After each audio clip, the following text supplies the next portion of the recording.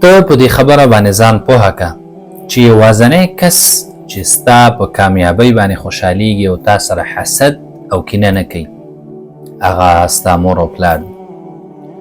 د مور او پلار چې دی قدر وکړه او احترام یې وکړه د هغې په ژوند کې د هغې رضامندتیا حاصله کړه تر څو الله سبحانه وتعالی تا نه راضي شي او د هغې په بدله کې تا ته جنت درکوي.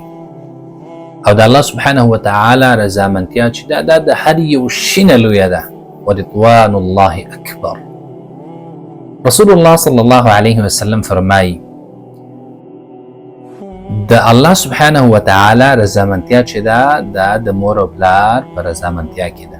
نو که ته غواړې چې خپل رب خوشحاله کړي او هغه تا نه راضي اوسي باید خپل مور او پلار چې دی هغه خوشحاله کړي او د هغې رضامندتیا اوله حاصله کړي. او دا ډیر لوی نعمت دی مور او پلار د دې قدر وکړي د هغې په ژوند کې او د هغې نه دعا واخلئ تر څو ژوند ښایسته شي او د دنیا او آخرت کامیابي مو په نصیب شي.